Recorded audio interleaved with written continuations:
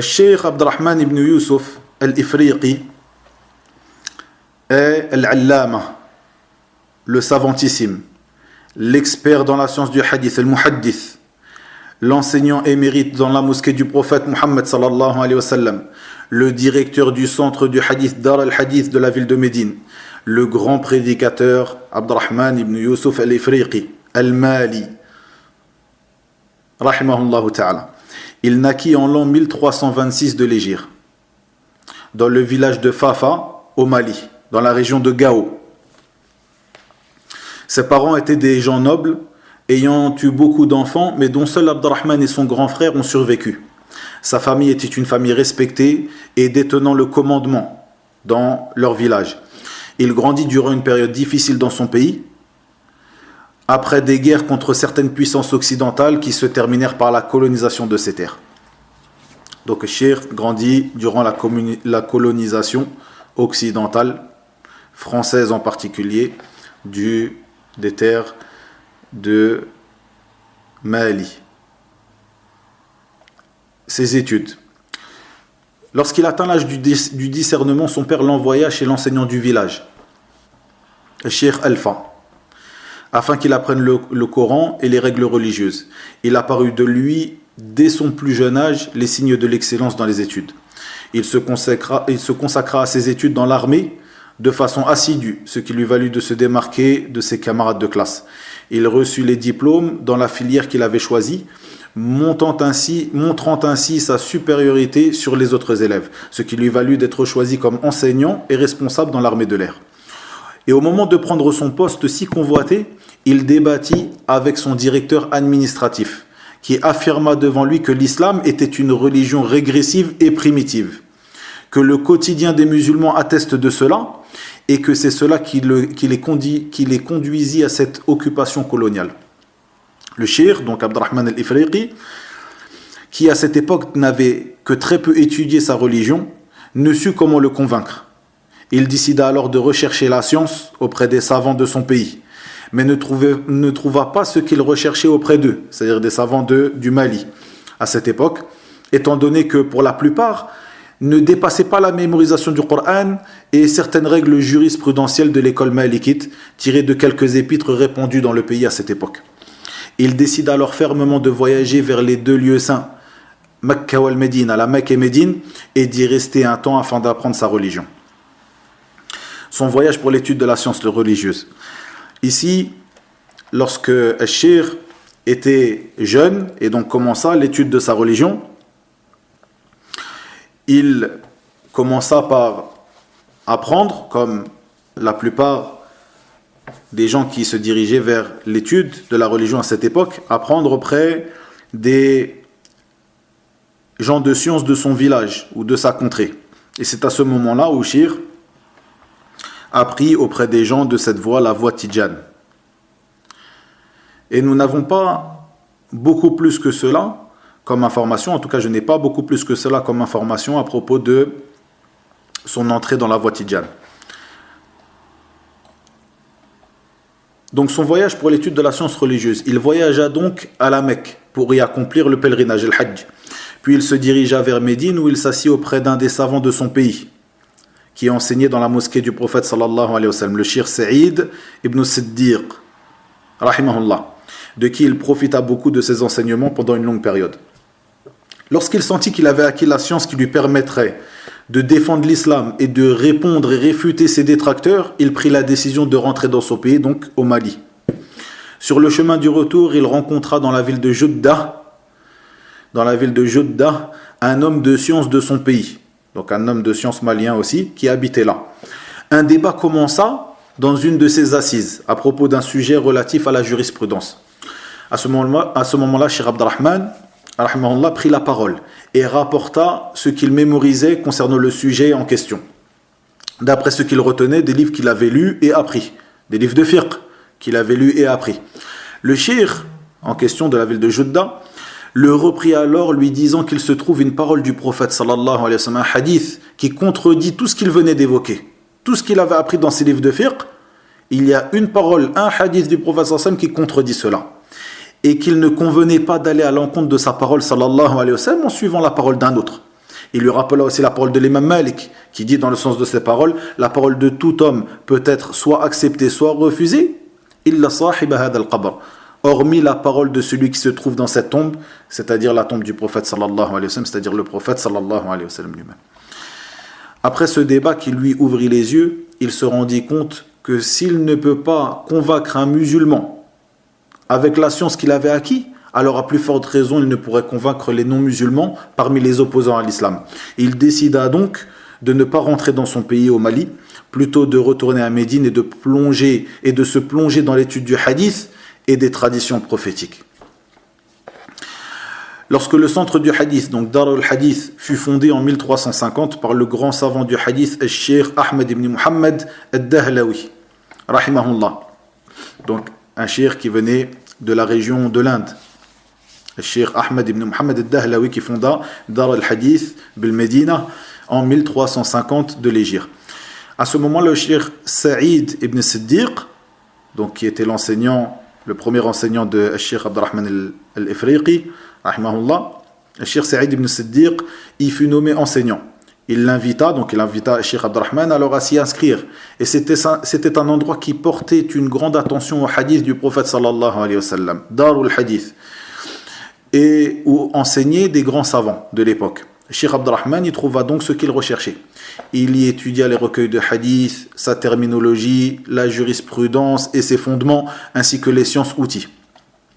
Lorsque le fondateur de cette institution, donc Cheikh Ahmed ibn Muhammad al-Dahlawi, vit l'engouement qu'il avait, donc Cheikh Abdurrahman avait pour l'étude de la science et la sincérité de ce dernier, de même que son assiduité dans cela, il lui ouvrit les portes de la bibliothèque du centre et la lui rendit accessible pour ses études et recherches.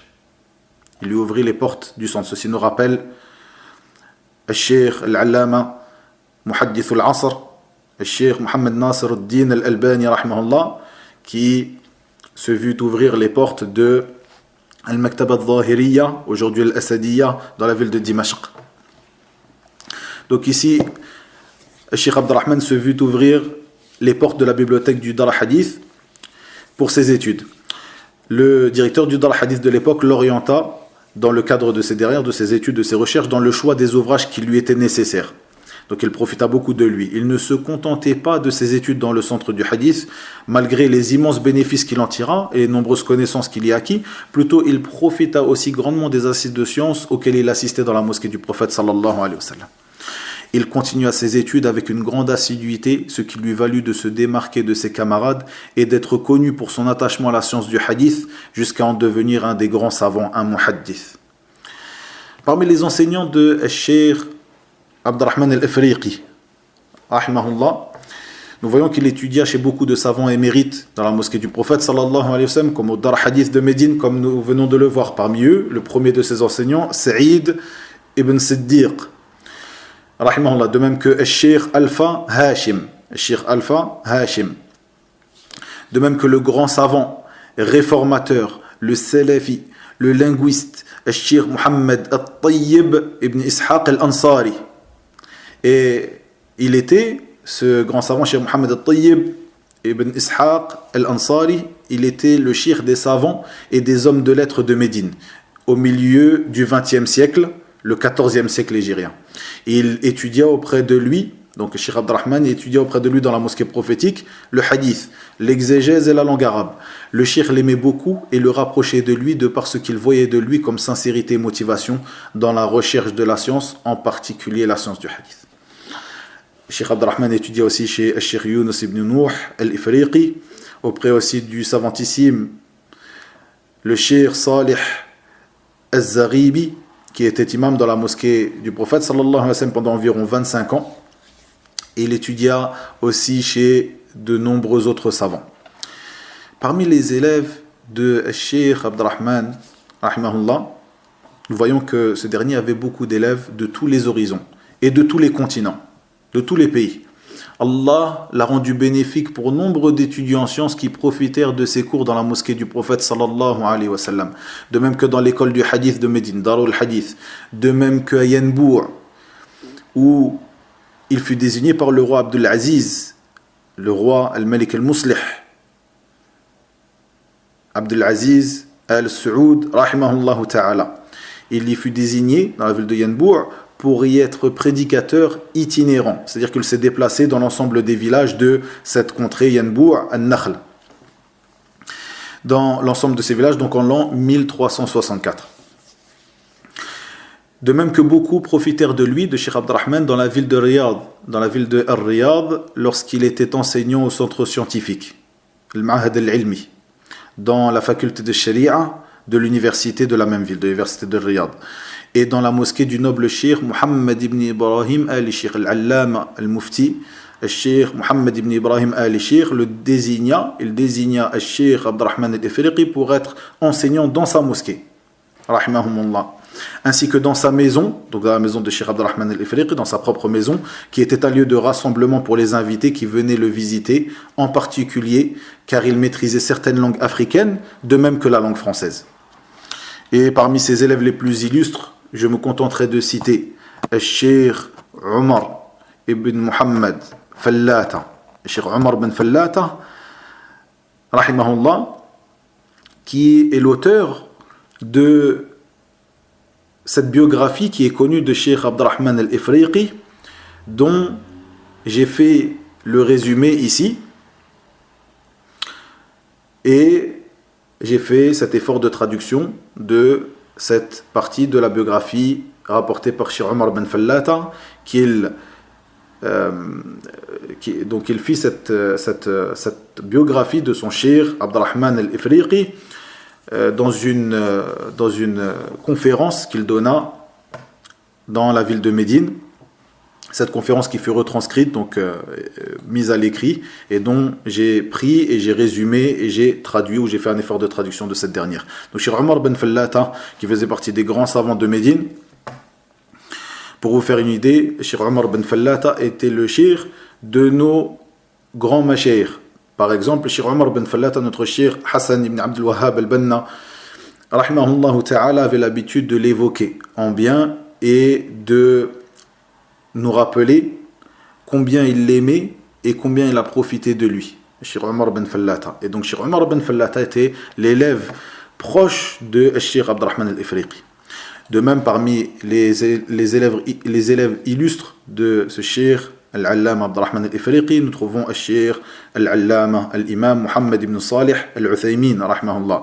De même que Cheikh Al-Allama Abdullah ibn Abdurrahman Al-Ghudayyan. De même que Cheikh Al-Allama Abdul Muhsin Al-Abbad. De même que Cheikh Al-Allama Abdul Samad ibn Muhammad Al-Katib, Al-Alim bil-Fara'id bil-Medina, Al-Katib Al-Hindi, rahimahullah ta'ala. Et bien d'autres encore. Cheikh, sans aucun doute, Cheikh Abdurrahman al-Ifriqi faisait partie des réformateurs de ce siècle, de l'muslihin de ce siècle. Il était un brillant enseignant, un exemple qui a dédié sa personne et son intellect, qui a voué la fraîcheur de sa jeunesse, qui a consacré sa vie aux divers domaines du bien.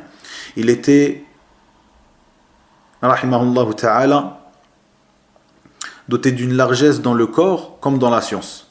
Il était de couleur mate, au visage plein et resplendissant. On ne voyait jamais le renfrognement sur son visage, il était d'un tempérament doux, il veillait ardemment dans toutes ses affaires à cheminer sur la voie de l'élu al-Mustafa sallallahu alayhi wa sallam. Ceci est la description physique que nous a fait Cheikh Omar ibn Fallata, donc son élève proche, rahimahumullah. Et pour illustrer ces nobles comportements, Cheikh Omar ibn Fallata, rahimahullah, raconte des anecdotes qu'il a vécues en compagnie du cheikh. Ici, nous en avons rapporté deux. La première, un jour, durant la saison du pèlerinage auquel s'était rendue la majorité des étudiants du cheikh, j'ai voulu me rendre chez ce dernier. Donc, Cheikh Omar ibn Fallata nous dit, j'ai voulu me rendre chez ce dernier afin de déjeuner chez lui. Mais je suis arrivé, le cheikh était assis près de la nourriture avec ses enfants. Et il dit spontanément, louange à Allah qui ne m'a pas fait vivre le jour où je mangerai seul avec mes enfants. Également un jour, donc une deuxième anecdote, ceci pour illustrer les bons comportements, les hauts comportements de ce cheikh Abdurrahman al-Ifriqi. Donc Cheikh Omar ibn Fallata rapporte, également un jour un farouche détracteur du cheikh, un ennemi du cheikh, agressa l'un de ses enfants, le blessant à la tête. Il fut interpellé et emprisonné par les autorités. Le cheikh tenta d'intercéder en sa faveur, en faveur de l'agresseur, pour qu'il soit libéré, mais en vain. Il chargea Cheikh Omar Ben Fallata de recourir aux besoins financiers de la famille du prisonnier jusqu'à sa libération, ce qui amena ce dernier à revenir à la droiture et à accepter la vérité. Allahu Akbar. Puis, Cheikh en 1360 enseigna au sein de la mosquée du prophète sallallahu alayhi wa sallam et au sein de Dar al-Hadith, donc du centre du hadith de Médine. Ceci jusqu'en 1364. L'année, comme je l'ai évoqué précédemment, où Al-Malik Al-Muslih, Al-Malik Abdelaziz Al-Saoud le désigna comme prêcheur itinérant dans la ville et la province de Yanbu al-Nakhl. Il en est revenu la même année, après avoir passé 8 mois, pendant lesquels il aura solidement fondé et élevé l'édifice de la croyance dans cette contrée. De même qu'il a fait disparaître beaucoup d'innovations et de mots par la douceur, la sagesse et la bonne exhortation. Puis il s'est de nouveau établi au centre du hadith pour le raffermir, le soutenir et le remplir par la science prophétique. Il s'asseyait des heures pour enseigner, de 2 heures du matin environ jusqu'à l'appel à la prière de Dhuhr. Cela pour une seule assise, sans trouver aucune lassitude. Ensuite, il revenait après la prière de Dhuhr pour commencer un cours pour les étudiants occupés le matin. Ceux qui étaient occupés le matin à travailler dans les marchés, après la prière de Dhuhr, il revenait pour leur donner cours. Ceux qui n'ont pas pu assister à cette longue assise qui durait de 2 heures du matin jusqu'à la prière de Dhuhr. Après la prière de l'Asr, d'autres étudiants venaient constamment à sa maison pour profiter de sa science. Et après les prières de l'Maghrib et de l'Isha, il s'employait à l'enseignement public à la mosquée du prophète sallallahu alayhi wa sallam. Entre le Maghrib et l'Isha, il donnait cours donc à la mosquée du prophète sallallahu alayhi wa sallam. Son cours rassemblait un mélange des genres, petits et grands, ceux qui dédient tout leur temps à l'étude de la science, donc les tullab al-ilm, et ceux qui ne désirent profiter que de certains de ces enseignements parmi les gens de la masse. À la fin de l'année 1370 de l'Hégire, son Altesse le roi Abdelaziz, le Malik al-Muslih, le choisit pour faire partie des enseignants au sein de l'Institut scientifique Al-Ma'had al-Ilmi de la ville de Riyad, puis à la faculté de Sharia. Il demeurait alors à Riyad toute la période scolaire, puis il passait les vacances d'été à Médine afin de superviser les actions du centre du hadith, Dar al-Hadith, et de se consacrer à l'enseignement dans la mosquée prophétique. Ses écrits, puis sa mort, rahimahullah ta'ala, ses écrits, étant donné que l'écriture est le jumeau de l'enseignement, sans aucun doute, et de la transmission dans les domaines de la réforme, le cheikh s'est donc attelé à écrire certains livres bénéfiques. En raison de son contact avec beaucoup de pèlerins africains, il constata que la secte Tidjane, en référence à Cheikh Ahmed Tijani, comme je l'ai évoqué la semaine précédente, était répandue dans ces pays. Très répandue dans ces pays. Les paroles des gens se contredisaient. Les pays d'Afrique étaient traversés par une vague de divergence au sujet de cette secte.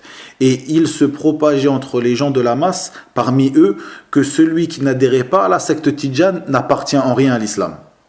Ceci est ce qui est connu chez les Tidjanes.